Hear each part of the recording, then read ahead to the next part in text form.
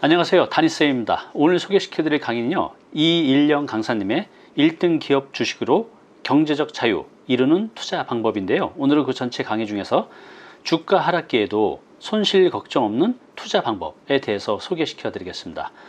지금 부동산 시장, 주식, 또 코인 시장 다 안 좋습니다. 그렇지만 우리가 투자는 멈출 수 없죠. 이런 시기에 손실 없는 투자 방법 매우 중요할 것 같아요. 어떤 방법이 있는지 한번 들어보시기 바랍니다. 예, 4강에서는 주가 하락기에도 손실 걱정 없는 투자 방법에 대해서 말씀드리겠습니다. 올해 주가가 많이 떨어지니까 특히 한 1, 2년 전에 투자를 시작하신 분들은 대부분 다 마이너스가 돼 있습니다. 그러다 보니까 주식이 이렇게 많이 떨어질 수도 있는지 막 깜짝 놀라서 많이 당황해하는 분들도 있습니다. 그런데 사실 올해보다 훨씬 더 많이 떨어졌던 적들이 있습니다. 1973년도만 해도 오일 쇼크가 터져서 마이너스 50%가 됐었고요. 2000년에 닷컴버블 붕괴 때는 최고에서 최저까지가 마이너스 51% 났습니다. 2008년 금융위기 때는 제일 많이 떨어졌죠. 마이너스 58%. 코로나 때 최고 많이 떨어졌을 때가 마이너스 35%였습니다. 그거에 비하면 지금 한 20% 정도 떨어진 거니까 지금은 예전에 비하면 한 절반 정도밖에 안 떨어진 겁니다. 그래서 요즘 유튜브나 어떤 경제 뉴스 같은 데 보면 굉장히 부정적인, 비관적인 그런 뉴스들도 있어서 옛날 이런 때랑 비교해서 지금도 또 더 많이 지금 떨어진 것만큼 더 떨어질 수 있다는 사람들도 있는데요. 그래서 가끔 보면은 공황이 올 수도 있다 이런 말까지 나옵니다. 실제 공황이란 말은 1929년에 미국에서 있었던 대공황을 얘기하는데요. 이때는 최고에서 바닥까지가 마이너스 80% 떨어졌습니다. 어마어마하게 많이 떨어졌죠. 네. 그런데 혹시라도 이런 일이 생기면 어떡할 거냐, 정말 암울하겠죠. 그런데 지금의 주가 하락은 경제적으로 보면 경기의 순환 사이클 중에 자연스러운 한 현상일 뿐입니다. 코로나가 터지면서 경제를 살리기 위해서 금리 인하를 했죠. 그래서 금리 인하를 하면 사람들의 실질 소득이 올라가게 됩니다. 그러면서 이제 소비가 증가하게 되고, 그 소비가 증가하면 물가가 오르게 됩니다. 요즘 그래서 물가 인상률이 많이 높다고 하죠. 근데 물가가 오르면 나라에서는 그 물가를 잡기 위해서 금리를 인상합니다. 여기까지가 현재 상태고요. 이제 금리를 인상하면 어떻게 되느냐? 사람들이 대출을 많이 받아서 집 사거나 하는 사람들은 이자 부담이 커지니까 실질 소득이 감소하게 되죠. 그러면 실질 소득이 감소하면 소비를 줄이게 됩니다. 소비를 줄이면 기업 입장에서는 매출이 줄죠. 매출이 줄면 당연히 이익도 줄어듭니다. 그러면 기업들은 이때부터는 생존을 하기 위해서 이제 가격 인하를 합니다. 그래서 어떻게든 더 많이 팔려고 하는 거죠. 그러면서 이제 경제가 굉장히 침체되고 불황이 오는 겁니다. 그런데 이렇게 되면 또 나라에서는 이 침체를 다시 극복하기 위해서 금리를 인하하는 겁니다. 그러면은 다시 이런 사이클이 반복되는 거죠. 그래서 여기서부터 이쪽을 호황이라고 하고요. 그 실질 소득이 감소하는 때부터를 이제 불황이라고 합니다. 그래서 경기는 이렇게 꾸준히 계속 끊임없이 순환이 되는 건데요. 근데 실제 경기가 이렇게 호황이 됐다 불황이 됐다 다시 호황되는 이런 사이클보다 주식은 항상 더 일찍 오르고 더 일찍 내립니다.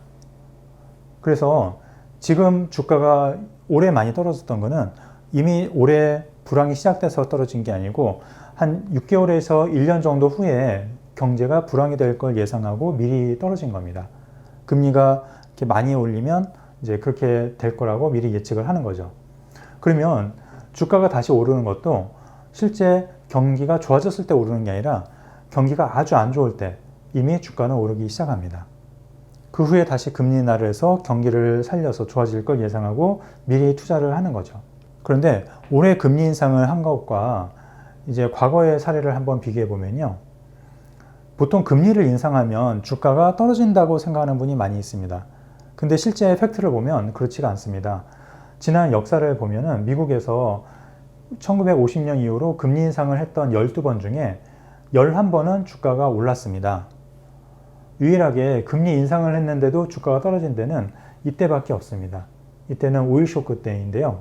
올해도 미국이 금리 인상을 할 때 예전과 같이 했었다면 주가가 이렇게 크게 떨어지지 않았을 텐데 올해는 좀 달랐습니다.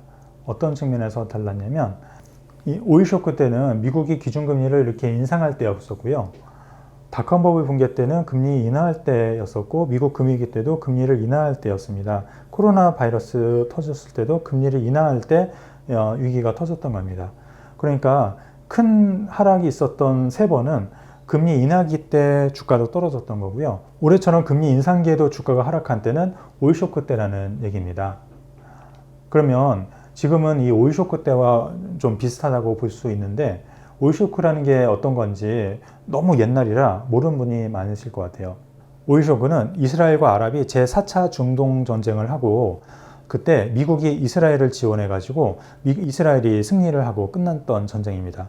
그런데 그때 오페크라는 석유 수출국 기구들이 담합을 해 가지고 이제 갑자기 미국에게 복수를 하기 위해서 기름값 원유 생산량을 확 줄이면서 기름값을 이렇게 폭등하도록 했습니다. 기름값이 2.9달러였던 게 12달러, 무려 4배가 이렇게 갑자기 오르는 바람에 물가 인상률이 엄청 높았던 거죠. 그래서 그 당시에도 소비자 물가 상승률이 75년 초에 11%까지 급등할 정도로 물가가 엄청나게 올랐었습니다. 지금도 러시아와 우크라이나 전쟁 때문에 기름값이 폭등하고 식량 가격이 폭등하면서 물가 엄청 높아지는 거 아시죠? 이때와 지금이 굉장히 비슷한 때인 겁니다. 미국에서는 FOMC라는 회의에서 금리를 결정하는데요. 여기서는 3개월에 한 번씩 앞으로의 예상 금리를 이렇게 보여줍니다. 그걸 FOMC 점도표라고 하는데요. 불과 3월에만 해도 올해 말에 예상 금리를 1.9%를 예상했었습니다. 그리고 내년도에는 한 3% 정도, 내후년에도 3% 정도를 예상했던 거고요. 근데 불과 6월에만 해도 물가 인상률이 예상보다 너무 높으니까 올해 예상 금리를 3.4%까지 갑자기 더 높게 잡은 겁니다. 그러면서 금리 인상 폭을 예상보다 높게 하다 보니까 주가가 이렇게 많이 폭락을 한 겁니다. 그런데 좀 달라진 거는 내년까지는 금리를 더 올린다고 하지만 내후년부터는 오히려 금리를 인하할 거라고 얘기를 하는 겁니다. 그리고 지금 또 7월의 예상을 보면은 금리 인상 폭을 이때보다 오히려 더 높여야 된다는 말도 있고요. 그러다 보면은 오히려 차라리 올해 더 빨리 올리고 내년부터는 금리를 오히려 내려야 되지 않냐, 침체를 막기 위해서, 그런 예측까지 나오고 있습니다.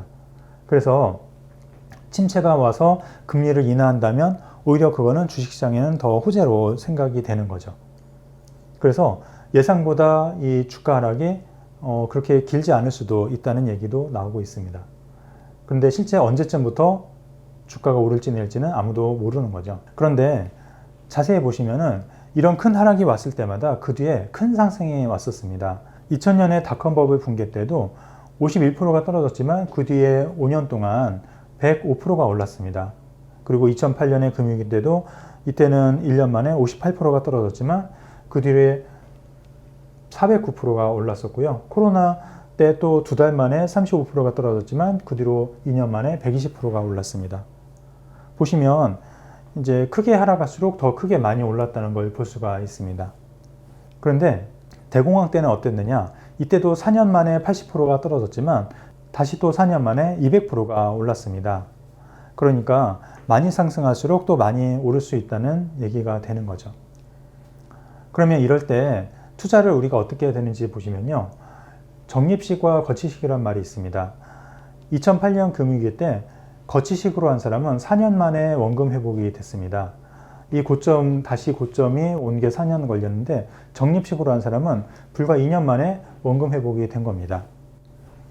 적립식으로 했다는 얘기는 다달이 부었다는 얘기입니다. 그래서 다달이 적금처럼 붙다 보면은 이때가 원금 회복될 때가 거치식으로 한 사람은 마이너스 30%일 때 이미 적립식으로 한 사람은 원금 회복이 됐다는 얘기입니다. 그리고 2000년 닷컴 버블 붕괴 때도 이때는 거치식으로 한 사람은 무려 7년 만에 원금 회복이 됐지만 적립식으로 한 사람은 아직 거치식으로 했을 때 마이너스 30%일 때도 적립식으로 한 사람은 이미 원금 회복이 됐던 겁니다. 그리고 1973년에 오일 쇼크 때도 거치식으로 한 사람은 8년 만에 원금 회복이 됐지만 적립식으로 한 사람은 불과 2년 만에 원금 회복이 됐습니다.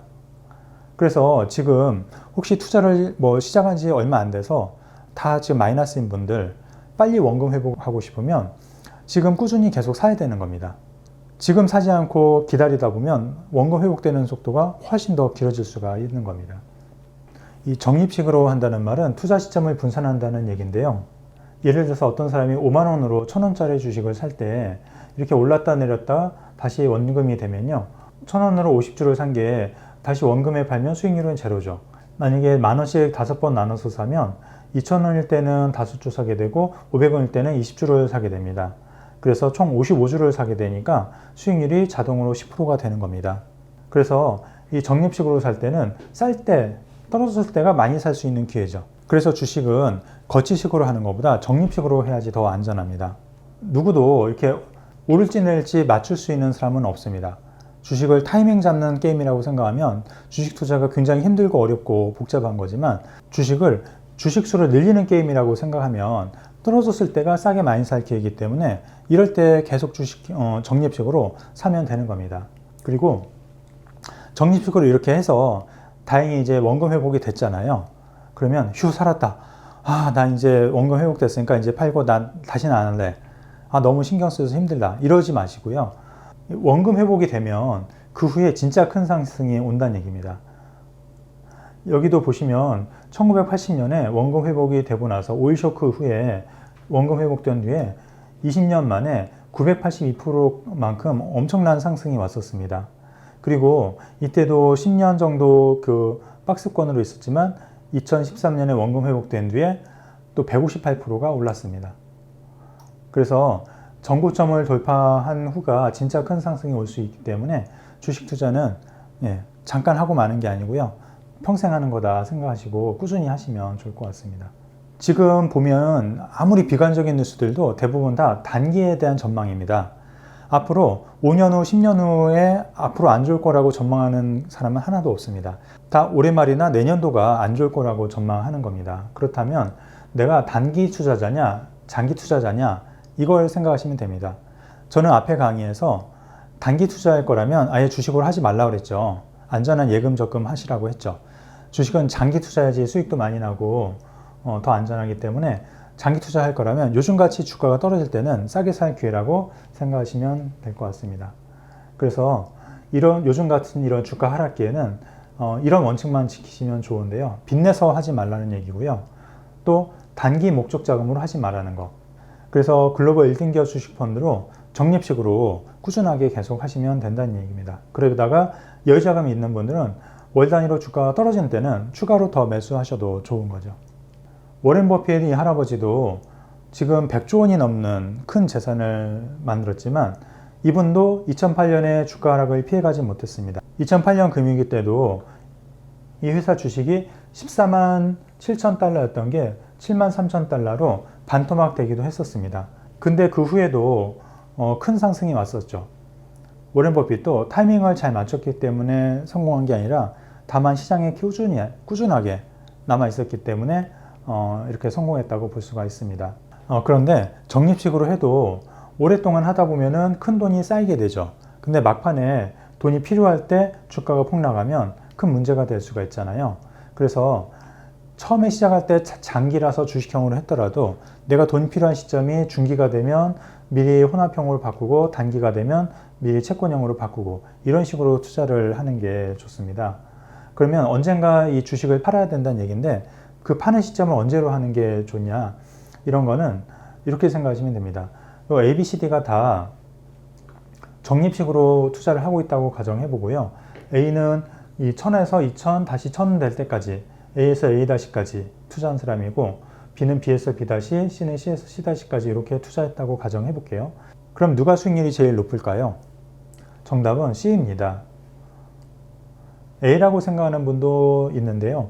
A는 적립식으로 하게 되면 1000원에도 1100원, 1200원 계속 사게 되니까 평균 매수 가격은 1500원에 사게 된 겁니다. 근데 1500원에 사고 1000원에 팔았으니까 당연히 마이너스가 되는 거죠.